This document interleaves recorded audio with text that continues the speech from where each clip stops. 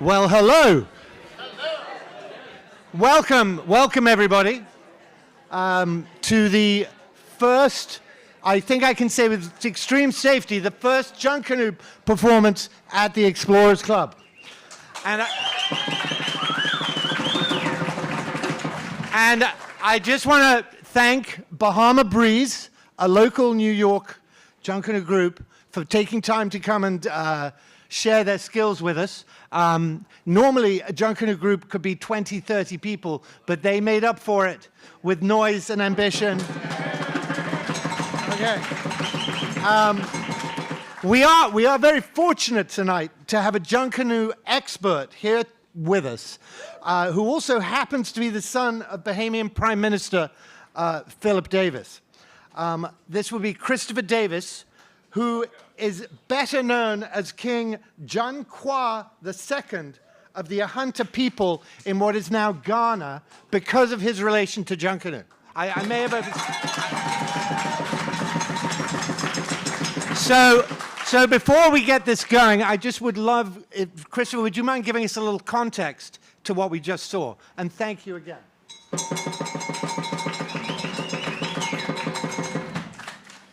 Yes, good night, everybody, and thank you for that introduction. Now, this term, John Canoe, is the name of a man that has been ingrained in the DNA or in the mindset of many throughout the English-speaking African diaspora, particularly throughout the Caribbean. So we're talking about the Les Antilles from Trinidad and Tobago, go straight up to the U.S. Virgin Islands. We're talking about Suriname, Guyana, even from southern Mexico, go through Belize and Guatemala, Honduras, and some of these other nations. Now, in the Bahamas, this is our predominant national celebration, okay? But anywhere you go where you see these John Canoe commemorations, you will see great nuance and a great difference between it. And you actually have a great representation of the full Caribbean kind of John Canoe experience tonight, right? Now, with us, we share many similarities with them. So just so I could wrap up everything as quickly as I possibly can, right? John Canoe was actually a general from the Ahanta Kingdom, known as Nana Safahini John Kwao I. And I am Nana Safahini John Kwao II. So the English call him John Canoe, the French call him Jean Conné, the Germans call him Johann Conné. He's a man, I don't think anybody had more names than this man, right? But essentially he was an African general that actually fought against the British, French, and specifically the Dutch transatlantic slave trade. And the reason why it's so popular in the Bahamas, because the first ship that ever came directly to the Bahamas from Africa were loaded with about 250 of these Ahanta warriors who were serving directly under John Kwao I, okay? And when they arrived there, that more than doubled the black population of the Bahamas. And then the next two slave ships that came from Africa came from the same region. Now, from the Bahamas, there was a man who was the governor who owned the slave ship Bahama Gali that brought those Africans to the Bahamas. He went to a place called Eden, North Carolina. And John Canoe is also prevalent in North Carolina, practiced to this day in a little town called Edenton, formerly known as Edentown. So even in North Carolina, though it came from the Haunted region, it spread through the Bahamas. And then there was a man by the name of Thomas Walker, very close relation to Island X Exploration. Actually, Walker's Key is named after him. And I was amazed when I found this connection to the whole story. And he took some of those Africans by force to Jamaica, right? Less than about 3 months afterwards. So this celebration, though it's fun, is actually for us, not only is it the longest reigning African commemoration in the Western Hemisphere, it is one about freedom and resistance. Not only that, on a global level, it actually challenges, in the story of John Canoe himself, challenges the harmful victim-blaming narrative of Africans being responsible for their own genocide. Because here we have a general that fought against the transatlantic slave trade, and the evidence of his greatness is still shown through our John Canoe celebrations. I don't want to take too much time, but I'll be here for a few more hours, so any more questions, feel free to approach me for the rest of the night. Thank you.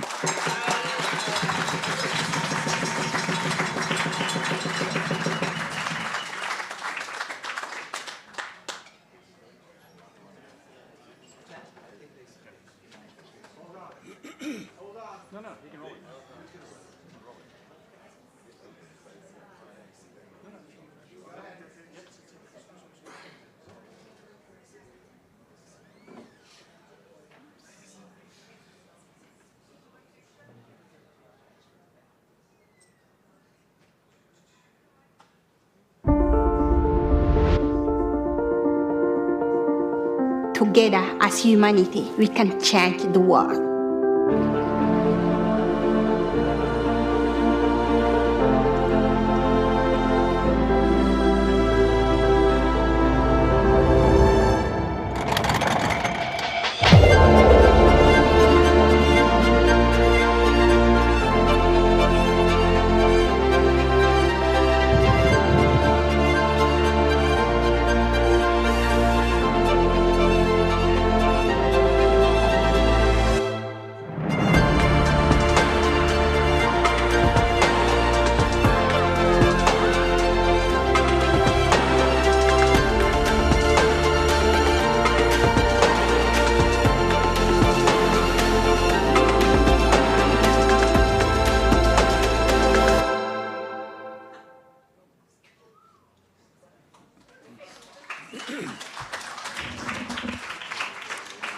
Well, good evening, everyone, and welcome back to our second night of World Oceans Week. This is actually the 7th year, I believe, that the Explorers Club has hosted a week-long celebration of the oceans. Tonight, we, of course, have a particularly special evening where we're focusing on protecting paradise, the culture and conservation in the Bahamas. And for those of you who were with us last night, you know that we kicked off this week with a deep dive into hope spots. Dr. Sylvia Earle, I think, is right back here somewhere. Can't see with the bright lights on. where we heard about a super exciting new hope spot. This one, the newest one, is in Iceland. But tonight we're going to travel to the warmer waters of the Bahamas. Also, by the way, how many people here, this is their first time in the Explorers Club? I know up front there's some new folks. Yeah, actually all over there's a few. Let me just take just a moment to mention a bit about the Explorers Club. We were founded in 1904. We've been around 120 years. I would argue in that time that almost any explorer worth their salt has been a member of this club. You know, we were the first, our members were the first to the North Pole, South Pole, top of Everest, bottom of the deepest point in the ocean of the Mariana Trench. All the Apollo astronauts went to the surface of the moon, and most astronauts and explorers to this day are members of this club. But modernly, we're not just a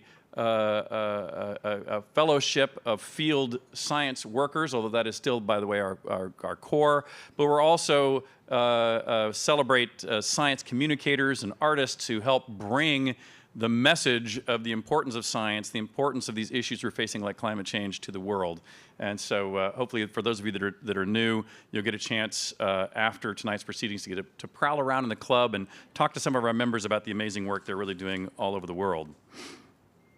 But of course, today and in fact this week, our programming wouldn't be possible without the support of some generous sponsors, including especially our primary sponsor, in fact, our founding Oceans Week sponsor, Rolex. You just saw a little bit from there. But they are not alone. We have a number of other incredible institutions like Global Choices, Schmidt Marine Technology Partners that you'll see a kiosk for downstairs, EC member Phil Stevenson and the Stevenson Foundation that also has some items and to see and some information to see downstairs.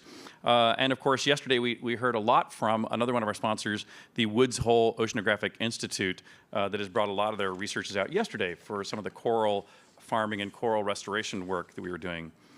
But tonight in particular, we're honored to have Carl and Gigi Allen of Allen Exploration with us, who generously supported this evening's event. And if you hadn't already, please go down and see their display case down in the lobby, which just highlights a tiny fraction of what Allen Exploration is up to in the Bahamas and what you'll hear a lot more about tonight. Carl and Gigi, will you please stand up and be recognized, by the way, just so we can say thank you. And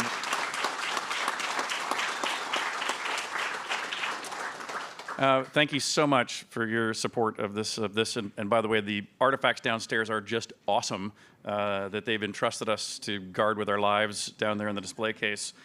So look, but don't touch. Oh, that's right. I forgot about the rum. That's right. There's rum from Walker's Cay out there. A lot of the drinks I've already been having a couple of myself, with a couple of cases of rum and rum and bourbon from the islands. If you get some, get them. Try it all twice in my case. We also have, by the way, a silent auction downstairs. There's some world-class trips still with a couple of items don't have any bids yet, so I'm gonna have to go bid on those myself. So don't let me beat you. And we have an entourage of special guests, by the way. The Honorable Leroy F. Major, the Consul General of the Bahamas to New York City, is here with us tonight, as well as his deputy and some others from his office. Thank you so much for joining us this evening. We're really honored to have you here with us this evening and to participate in these proceedings. Before we get started with the presentations, we do want to do something we call at the Explorers Club a flag return to kick it off. Do we have a flag, by the way? Yeah. I know the actual flag's in the case, so just we need a photographic flag for this. He'll grab us one here too. But just let me describe what a flag return means. We send hundreds of expeditions out every year into the field from the Explorers Club, but about a few dozen of those every year are entrusted to carry the flag of the Explorers Club. And if you'll see some of these frames that are kind of dark, well, here's one right behind me here. This is flag number 123 here, for example, behind me. And we have about 250 flags. They all get numbered. They all go out on our most precious and most scientifically important expeditions. They build up a history of all the expeditions they've been on, and that eventually when we feel that the value of the flag is so high that even if we lost an expedition entirely with their flag, we'd obviously heartbroken to lose some explorers, but we'd be really heartbroken to lose the flag. And so we retire some of them and hang them here on our walls. Thank you very kindly. Here we go.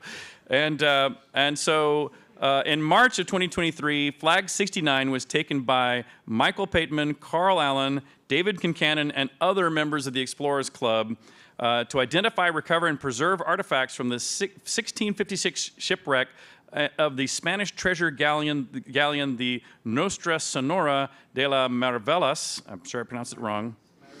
Maravillas, thank you. This effort will benefit the cultural heritage of the Bahamas, and we're pleased to have the flag returned to us, and now with this new history attached to it. Carl, Gigi, and the rest of the crew who participated in that expedition, if you would join me here on stage, we'll just do a brief photo op for the flag return. So thank you.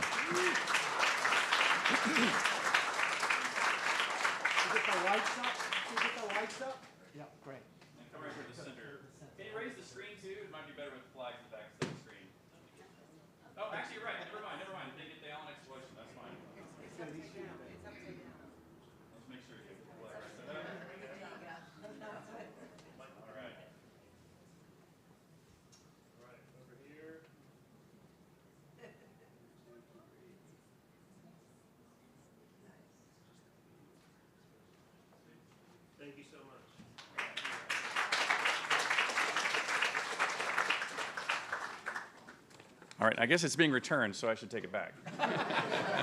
We've had an issue with that. Yeah. For those longer-term members of the Explorers Club, I discovered upon becoming president, or just before I became president, that sometimes people did not return their flags. I did not know that was a thing. So down in the bar, we now have what we affectionately call the plaque of shame. And so for anybody who hasn't returned a flag, their name and the flag number and the expedition is on the plaque. It actually worked. We got back about half a dozen once we started that plaque. So that's a little peer pressure. But I would now like to introduce World Oceans Week committee member and member of the board of directors, Mark Brian Brown, who will tell us a little bit more about what we have in store for us tonight. The podium is yours, Mark. Thank you, Richard. Woo. So, I'm going to keep this very brief, believe me. It is my absolute pleasure to welcome to the stage tonight Dr. Michael Pateman. Michael is an archaeologist, a curator, and a documentarian. He's also the director of the Bahamas Maritime Museum, a project of the government of the Bahamas and Allen Exploration. Michael is a self-professed explorer who loves caves, scuba diving, and giving voices to the voiceless. Please welcome Dr. Pateman for the Bahamas Night keynote. Thank you very much.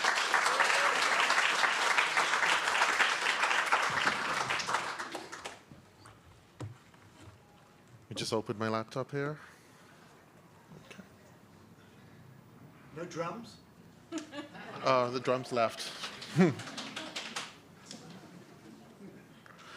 Thank you, Mark. And I am extremely thrilled to be here tonight, that it's Bahamas Night, to talk about maritime archaeology, maritime history off of the Little Bahama Bank. And this is a new project. Oh, I have to remember to do the clicker, not my computer. So this is a new project that we're launching through Allen Exploration and the Bahamas Maritime Museum. It's called the Bahamas Lost Ships Project.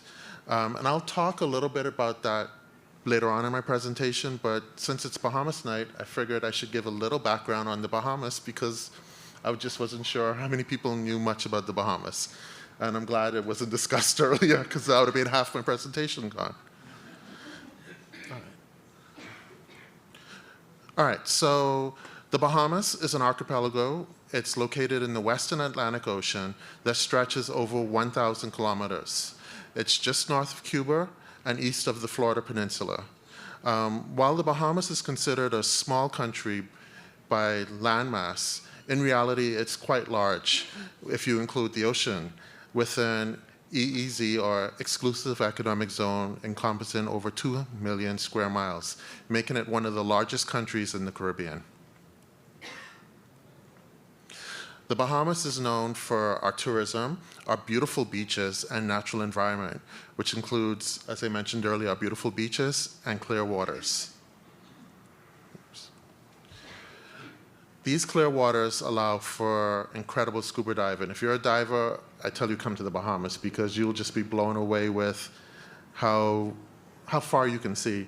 And from personal experience, I'm from the Bahamas. I learned how to scuba dive in Ohio. Don't ask me why. And so I learned in a rock quarry, thought it was the worst thing in the world. Scuba dived in the ocean, was like, what's wrong with me? Why did I do this in Ohio? But it's such an incredible experience for those who've never done it. I highly recommend it. We also have I keep forgetting that. We also have a rich and unique cultural heritage, some of which you've seen tonight with the Junkanoo Rush Out, and was quite well discussed by Jan Kwao II, so I won't go into that. But our history and our heritage of the Bahamas is tied to the oceans. This starts with the indigenous people, who were the first people of the Bahamas, the Lucayans, who were seafaring people who migrated to the islands from Cuba and Hispaniola. And a sad fact of history about the Lucayans and the Bahamas were the last set of places on the planet to be populated by indigenous people before Europeans started their colonization efforts. But unfortunately, the Bahamas was also the first place on the planet to be depopulated because of European colonizations, with the Lucayans being completely wiped out by about 1520. Also, the oceans are tied to that same person who helped wipe them out, but perhaps the most known historical event in the Bahamas is the accidental landfall of Columbus on San Salvador. And I like to say that he was rescued by the Lucayans. You'll never hear the words discoverer or discover come out of my mouth in regards to Columbus.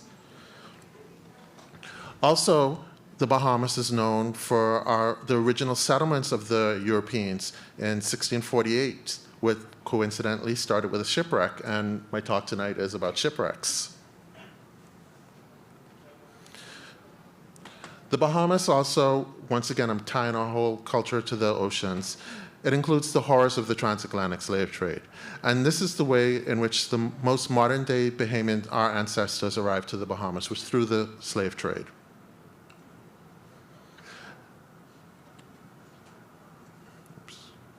The ocean also ties to our modern cultural heritage with traditional boat building, sloop racing, which is finally now our national sport, and fishing, which includes both sports and subsistence and commercial, a big part of who we are as people and our culture. But the Bahamas has a reputation for being a huge ship trap. Part of the legend is fueled by the archipelago's location in the famed Bermuda Triangle, if you believe in that. But in reality, precious few wrecks have been discovered in our seas, and no consensus exists for the exact amount of maritime losses beneath our oceans. There have been estimates of about 5,000 wrecks in Bahamian waters, but these numbers come without any real studies. So it was in this regard, in 2023, the Bahamas Lost Ships Project was initiated by Allen Exploration, the Bahamas Maritime Museum, and James Jenney to evaluate the character of shipping loss, and we started in a small section of the northern Bahamas, in a region that's currently under archaeological survey by Allen Exploration.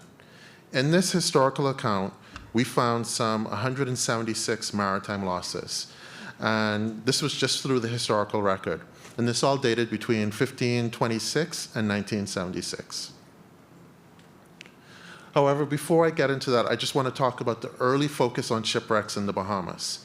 And this is the first sort of academic focus of shipwrecks came about with, I hate to use the term, but some academics use it, of ships of discovery or early Spanish caravels, with at least two of these ships being fully excavated in the Bahamas, the Highborn Key Wreck in the Exumas and the Molasses Reef Wreck in the Turks and Caicos Islands. And in this study, I do include the Turks and Caicos Islands because culturally and historically and geologically, they are part of the Bahama Archipelago. It's just two separate countries. Despite the detailed research on these wrecks, the identities of these shipwrecks remain a mystery.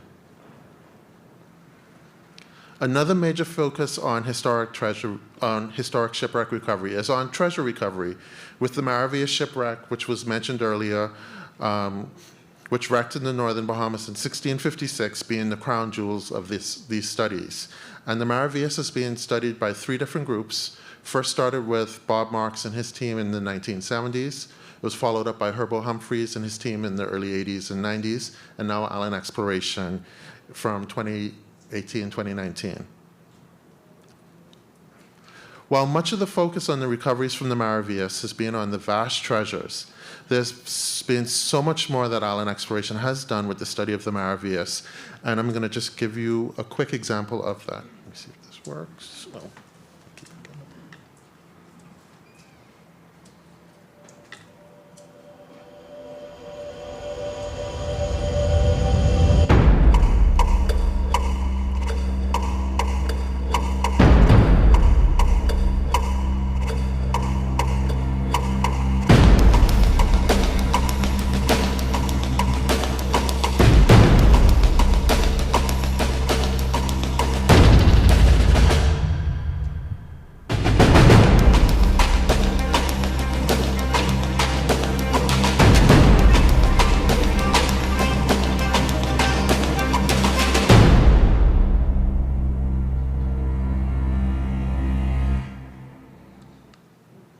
Right, so if you're interested, that's part of a series known as Bahama Banks. It's on Mr. Allen's YouTube channel, The Outdoors with Carl Allen. And there's a number of episodes that focuses on the research that's being done on island exploration. What you saw in the video was just a highlight of some of our finds, the opening of the Bahamas Maritime Museum, and just the work we do. But perhaps my favorite part of the work we do in island exploration in the Bahamas Maritime Museum, it's not just about the quote-unquote treasures. This is probably my favorite artifact found so far. If you look at this sword handle, there's a name that's been inscribed on there. On the sword handle, it says the name of Don Martin de Aranda y Guzman.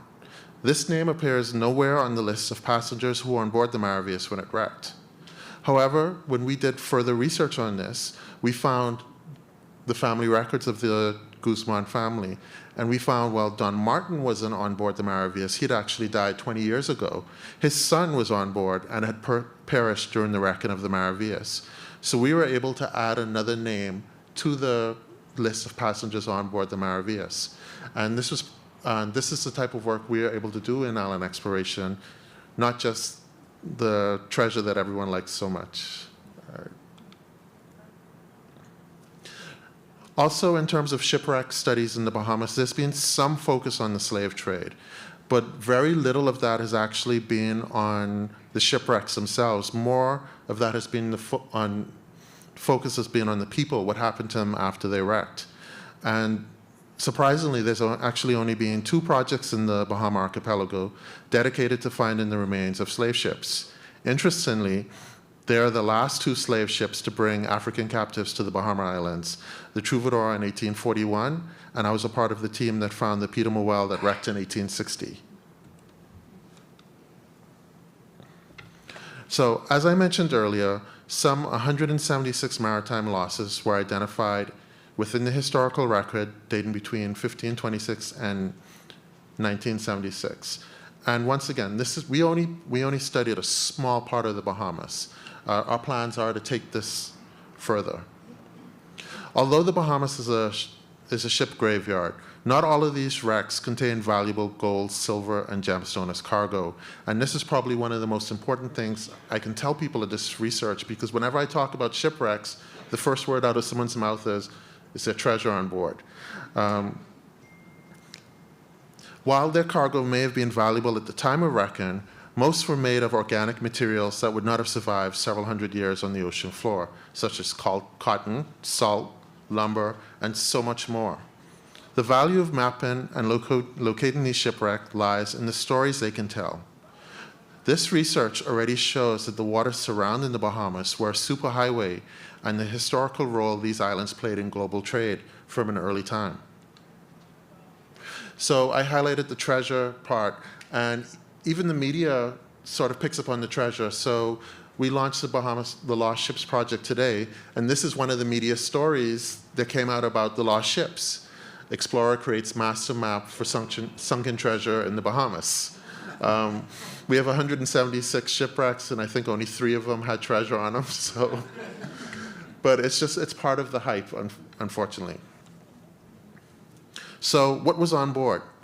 Well, the majority of the cargo on board these wrecks included lumber and materials that actually relate to the transatlantic slave trade, such as cotton, sugar, and molasses. So I'm just highlighting in these next couple slides, keep forgetting to change it with them, shipwrecks that had things related to the transatlantic slave trade. So this slide actually shows that there are 3 slavers wrecked in the area we studied. And before this study, these 3 shipwrecks were unknown to Bahamian historiography. And I'll talk about that a little bit later. We also find 13 ships with the primary cargoes molasses, and then 27 with sugar. And then just a lot of them with general cargo. So I think you can see most of the shipwrecks had nothing to do with the movement of treasure. It was the movement of goods and services through the New World.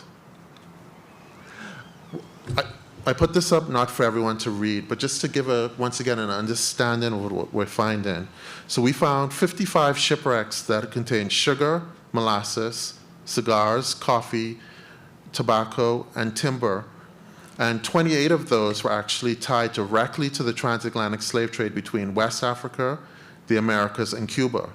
What's interesting is that most of these were after 1820, when the slave trade was already illegal. And so it's interesting that although the slave trade was illegal, especially in the British Empire, they were very willing to trade products with countries that still participated in slavery in the slave trade, primarily the Spanish Empire of Cuba. In our research, we highlight 5 specific lost ships that have not been found yet, and we believe that their discoveries would be incredible finds for the history of the Bahamas and for archaeology in general. So the first one, and it's actually 2 we lump as 1A and 1B, there's ships called El Dragon and San Antonio. And these are the 2 other treasure shipwrecks that I mentioned. There were 3. So this Nuestra Senora de las Maravillas was first salvaged on June of 1566. This was a few months after it wrecked by Captain Juan de Somavilla, and he used Native American and black divers. In 1657, 3 more Spanish ships, salvage ships, El Dragon, San Antonio, and the Madonna de Brazil, converged on the wreck, and all 3 of them were lost. And this is actually an interesting story because there's never been studies of Spanish salvage ships. So we know roughly where one of the 3 are, but we still haven't found the other 2. And if we can find these, this is a rare example of a Spanish salvage ship and a huge part of the Maravillas story. So it'll help us to explain the story of the Spanish Empire and their salvage efforts in this 17th century. The second ship that we focus on that we think is pretty important is a Dutch ship that appears on maps of the western Little Bahama Bank since the late 17th century, and it's called the Genovesa wreck. Basically, this was a smuggler's ship, and it involved a Spanish slave trade, and it was hired out by an Italian merchant from Genoa. That's probably where it got the nickname the Genovesa. The discovery of the Santo Domingo would offer us a very unique opportunity into not just the Spanish slave trade, but into the Italy and the Dutch West India Regiment's company monopoly over the slave trade and contracts that were awarded by Spain in the 17th and 18th centuries.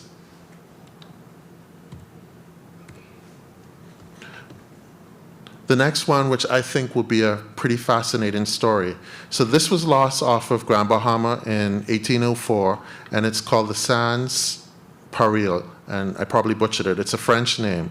It wrecked in 1804. It was a 16-gun French privateer, and basically it was transporting a French general and his retreating soldiers after fighting the former slave Toussaint Louverture, and now the leader of the new Haiti Republic. So basically, this is one of their shipwrecks of those French soldiers. Napoleon Bonaparte planned in spring of 1804 to remove Louverture from power and reinstate slavery. In the end, France was defeated, lost control over Saint Dominique, now Haiti, 793 sugar factories, 3,151 indigo factories, and over 3,000 coffee factories. And Haiti declared themselves independent on January 1st of 1804. This shipwreck would mark a key marker for remembering Haiti's fight for liberty and the first free African colony in the New World. And this is one that I'm pretty excited about trying to find. And I hadn't, until we started this project, had no clue about this ship. But to me, perhaps this is the one that puzzles me the most. The Celeste that wrecked in 1819 off of West End, Grand Bahama. There's been an intense amount of research on the period after the abolition of the slave trade in the Bahamas. However, the Celeste and the enslaved Africans on board are not included anywhere in this research. They seem to just disappear from history. In the research, we can find where the ship wrecked, where they were rescued, and they were brought to Grand Bahama. and according to British laws, they should have been set free in the Bahamas. But we can find no more records of what happened to the Celeste or the people on board. The Celeste was lost off of Grand Bahama on March 24th, 1819, and was seized by the Patriot, a privateer vessel. Basically, after seizing, it got stranded and wrecked, and it was an inbound slave ship from West Africa. And these records are intense, so we should have known about this. This can be an important memory of the transatlantic slave trade in the waters of the Bahamas, and it can actually change some of the historiography of the islands, because this is now 170 people who were liberated in the Bahamas that we can't account for. And then another interesting one is the Crescent City, which wrecked in 1855. It's a United States mail company steamer out of New York. It was heading to New Orleans, and it sank off of a reef off of the western end of Grand Bahama on December 7th, 1855. This was 180 ton, and it was transporting mail and passengers, and apparently merchandise worth over $100,000 at the time. This had an incredible amount of cargo that's been lost and actually never salvaged by wreckers. So while this may not have monetary value today, this shipwreck offers an opportunity with an incredible diverse archaeological study and research. The Bahamas Lost Ships Project has enabled the full historical shipping of an area surveyed for shipwrecks by Allen Exploration to be assessed for the first time. The difference between the 176 maritime casualties identified and the 19 wrecks that we have ground truth so far to date highlights the area's ongoing potential. And it's actually, as a result of this project, we were able to identify at least 3 of the shipwrecks that we had previously found that we just didn't know what they were at the time. Some 89% of the total inventory of this area has yet to be discovered archaeologically. The historical evidence is particularly useful for filling out the wealth of shipping profiles in these sea lanes. The Bahamas was known as a shipping channel. Vessel nationalities, ship types, origins and destinations, cargoes of all forms, and wreck and salvage histories. All of this adds the potential to know more about the history of the Bahamas. As in all ocean trade, organic consignments are highly represented but not preserved in archaeological context. So once again, while there's value here, there's an archaeological and cultural value, and we actually look forward to expanding this project throughout the Bahamas because there's just a vast amount of information about our history and our story that we just don't know about. The large number of ships lost in the survey zone identified in the study and as yet unfound provide a baseline for the region's great archaeological potential. The future of maritime archaeology in the Bahamas has the potential to be extremely bright. If you're interested in learning more about the Lost Ships Project, please follow the link that I have up there, and you can actually see our full paper.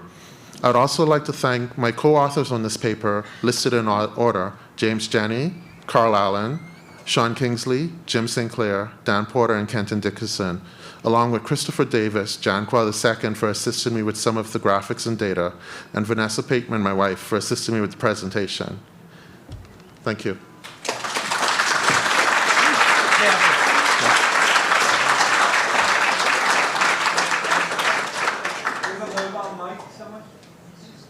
I think this comes on. If anybody has a question for Dr. Pateman, now is a good moment. All right. David. Doctor, could you tell us about some of the educational programming that you do with the museum? Wait, Mike is coming. Go ahead. Thank you. Dr. Pateman, I know that the museum does educational program. Could you speak briefly about some of the work that you do for the Bahamas and school children and things? Yeah. And so the educational program is probably one of our favorite aspects of the whole museum.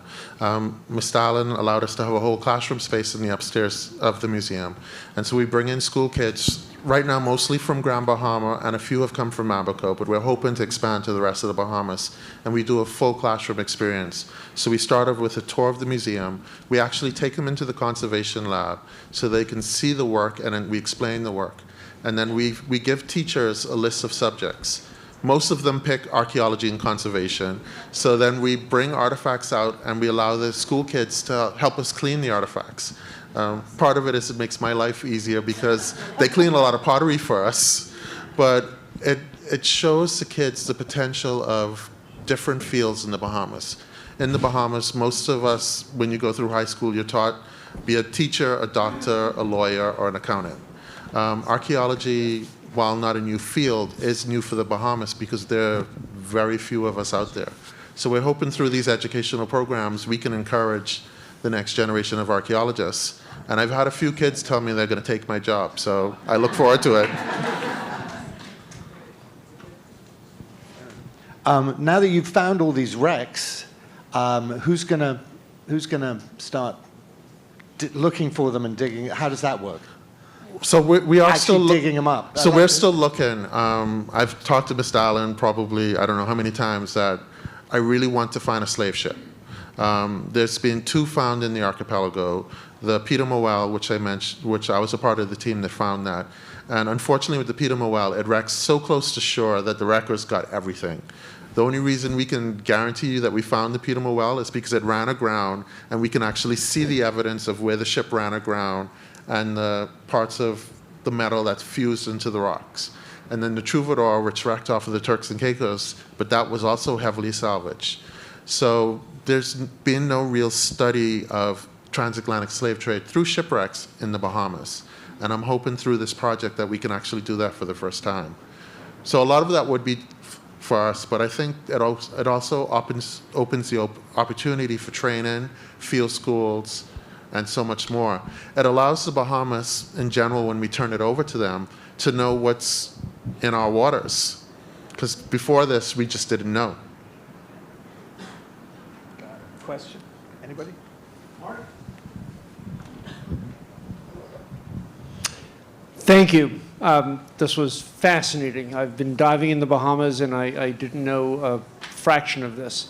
Let me ask you a question about recreational scuba divers. Is there a role for them in furthering your exploration mission? Is there a way of harnessing that human resource to find some of these slave wrecks? There's a role, but it has to be carefully planned. Because once again, in our history, there are cases of recreational scuba divers finding things and then just swimming away with them. There's a famous case of a mariner's astrolabe being found off of Lucaya Beach. When they found this, the people who were licensed to find it, I think this was in the early 90s, a scuba diver not far away found another one and just left with it. And so you have to be so careful if you do involve recreational scuba divers. And I know there are programs around the world where they do this. It just has to be properly monitored and planned. The club would love to help you do that.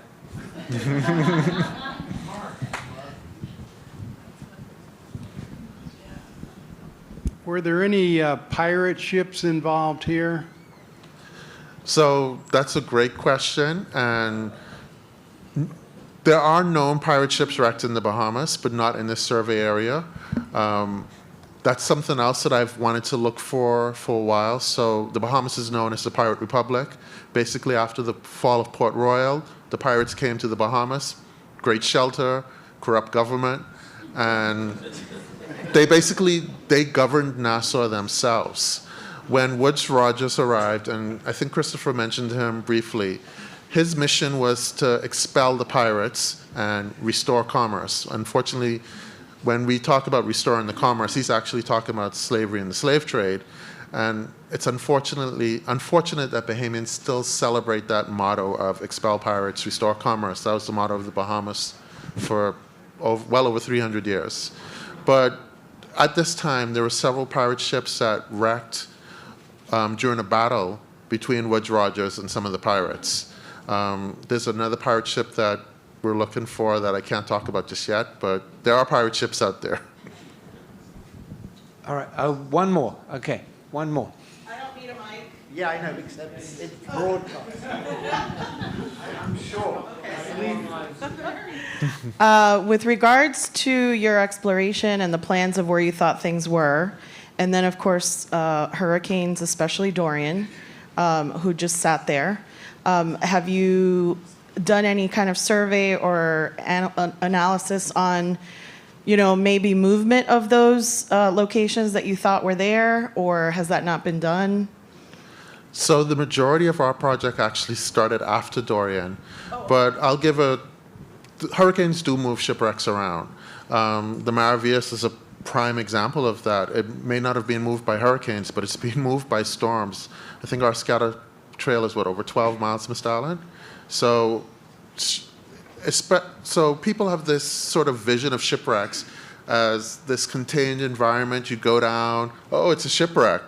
Especially on the Bahama Bank, the Little Bahamas Bank, where this part of the study was done.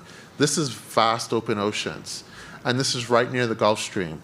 So the weather can move things around, and does move things around. But there has been no baseline study to say that, yes, Dorian moves the shipwrecks around or whatever. And it's interesting, actually, now that we're doing this study, if another storm comes through, knock on wood, doesn't, but I mean, we would have some data based on studies we've done on where things should be. Well, I'd like to thank Dr. Pateman one more time.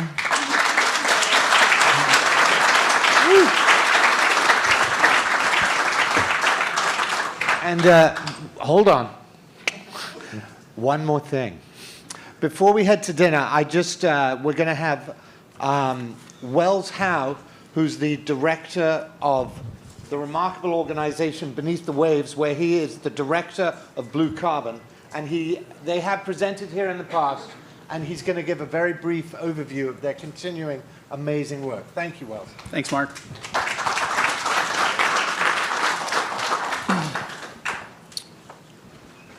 Would you mind pulling the slides back up, if possible? So I know my role. I know I'm standing between you and some crack conch, or maybe a drink at the very least. So I'll try to be very efficient here. Vegan conch. Vegan conch, okay. So today I'm really excited to share with you all some of our recent work on a different type of treasure, I'd say, in the Bahamas, but more specifically on the importance of partnering with nature to address some of the most pressing issues related to climate and biodiversity loss today. So if any of you have seen these images before, on the top what we're looking at is biodiversity stripes. The greener the stripes, the healthier and more biodiversity on the planet. This is chronological, so left is 150, 200 years ago, right is modern day. Below is climate stripes, so the temperature of the planet. And what you can see is there's dramatic implications for loss of biodiversity and the atmosphere temperature in our planet. So this can most accurately be represented by the staggering fact that 38% of our greenhouse gas emissions have been directly attributed from the loss of nature and land change use, loss of biodiversity. So Beneath the Waves, what are we trying to do? We are studying this relationship between biodiversity and anthropogenic climate change. More specifically, we're looking at how to take that lost 38% of carbon from the biosphere that's in our atmosphere and re-inject it back into nature. And what we've discovered in the Bahamas has uncovered a story of hope and a blueprint that the rest of the world can follow. From here, the story turns to one of my favorite apex predators. This is a tiger shark located just near probably one of the Allen X dig sites, Tiger Beach on the Little Bahama Bank. Hopefully you have your head on a swivel when you're down there. But through a coalition and what's really become a partnership, equipping these animals as oceanographers, we only just discovered the largest seagrass meadow on Earth. Here's an image of an animal that we've worked with a handful of times now. Her name's actually Mabel. We have captured and released her 4 or 5 times, and what you can see is her being released from the back of our research vessel with a biologging video camera attached to her dorsal fin. This will track her movements for 48 hours, record what she's seeing as she's swimming through the water, and then pop off so that we can capture it. It looks a lot like a GoPro. Here, as you can recognize, this is the Bahamas Exclusive Economic Zone. Each color is a specific tiger shark that we worked with and tracked. This is over a handful of years, and you can see they move dramatic distances across the Bahamas. What I really want to focus on from here is the important role that these tiger sharks made in the discovery of the largest seagrass meadow on Earth. So this is an actual point of view video from Mabel when we released her back from the research vessel. This is looking from her dorsal fin down the head of the shark. And so what we found was over 70% of their time was spent traveling through or hunting prey in Bahamas seagrass meadows. This discovery made international news. Thankfully, it did not highlight the scientists, but more the sharks that played the important role in discovering this climate asset, honestly. And this seagrass meadow is estimated to be now up to 93,000 square kilometers. So it's larger than the state of Maine, and it provides what is likely the ocean's largest single nature-based solution to climate change and carbon sink. From here, our work has naturally transitioned into mapping the seagrass, quantifying and further studying the linkage between healthy biodiversity and this climate sink. So this is one mapping technique we use underwater, far less efficient than Mabel swimming through the water, but we do try our best. And then we also try to map from the air. So this is done mostly through aerial LiDAR, looking down to a couple centimeters. If we find any wrecks, we'll absolutely let you know and partner up. But this may be a more controllable method, although probably equal efficiency to using tiger sharks to map this area. This is how we sediment core. So we're looking at carbon accumulation rates that tell a story of time, looking back before the Industrial Revolution. So similar to a climatologist measuring ice cores in the Arctic, we are looking at the carbon accumulation rates in this seagrass meadow over time. And what we found through this work is that the Bahamas contains well over 1 billion tons of CO2 trapped in the root system, trapped in the marine sediment. That's roughly equal to the annual emissions of the world aviation and shipping sector. So it is a lot of carbon trapped in the Bahamas. The meadow is so big, again, you'll probably recognize this slide, that you can see it from space. Yet it took an innovative and new partnership with nature to truly unlock and rediscover this asset. Here's an image captured aboard the International Space Station. Cuba is the main landmass that you can see on top of the slide. So really what I'd like to leave you with, hopefully you're all hungry and ready for some more Junkanoo, but is a message for how we can partner with nature in new and innovative ways. And what we found in the Bahamas is that it's unlocked a vital key asset in our fight against climate change. So nature controls these ancient mysteries, and it can and should really inspire us to bolster and protect it for our benefit and for the benefit of generations to come.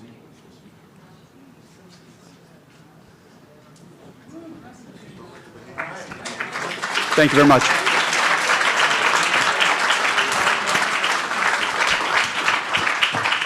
And so to dinner. Thank you very much, everyone. Thank you, Wells.